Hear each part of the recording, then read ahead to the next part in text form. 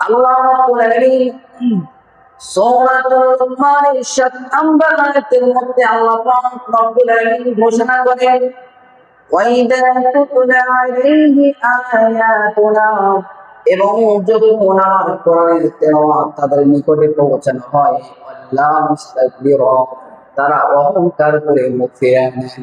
কি করে? তারা অহংকার করে মুখ ফিরিয়ে নেয়। শুধু তাই নয়, كأن يسمعها كأن في أذنيه وقرا, এবং শুধু তাই নয়, তারা যেন কোরআনের কথাকে শুনছে না, এরপরে মনে হচ্ছে তাদের দুইটা কান বধির হয়ে গিয়েছে। ঠিক না?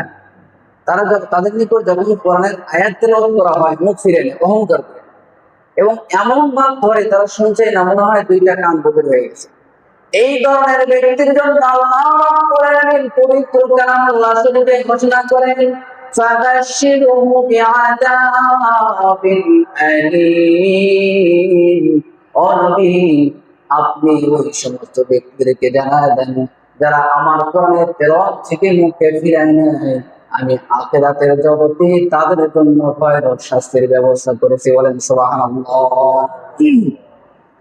এই আয়াতের তাফসীর হলো, আল্লাহ রাসূল সাল্লাল্লাহু আলাইহি ওয়াসাল্লামের উপরে যখন নবুয়ত লাভ হলো, আল্লাহ রাব্বুল আলামিন যখন আল্লাহ রাসূল সাল্লাল্লাহু আলাইহি ওয়াসাল্লামের উপরে ওহী নাযিল করলেন, ওহী নাযিল করার পরে যখন পরিপূর্ণ নবুয়তের দায়িত্ব আল্লাহ রাসূল পেয়ে গেলেন, পাওয়ার পরে আল্লাহ রাসূল সাল্লাল্লাহু আলাইহি ওয়াসাল্লাম কালেমার দাওয়াত মুসলমানদের নিকটে পৌঁছাচ্ছিলেন, এবং এই মুহূর্তে হজের সময় এসে গেল।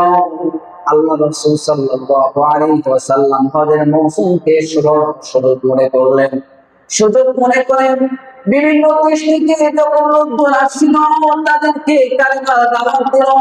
আল্লাহর পবিত্র কোরআনুল কারীম থেকে তেলাওয়াত যখন শোনাচ্ছিল, এই তেলাওয়াত শোনার কারণে, মধুর তেলাওয়াত শোনার কারণে আল্লাহ রাসূলের উপর বিভিন্ন দেশ থেকে মানুষ ইসলাম গ্রহণ করে মুসলমান হয়ে গেল। বলেন সুবহানাল্লাহ।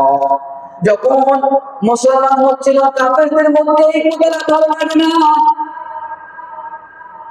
মুহাম্মদ সাল্লাল্লাহু আলাইহি ওয়াসাল্লাম আমাদের ভাতিজা হারিস ইবনে যায়েদ, ইনি বলতেছে, মুহাম্মদ আমার ভাতিজা, ইনি মুসলমান বানাচ্ছে, এটা কিন্তু ভালো নয়।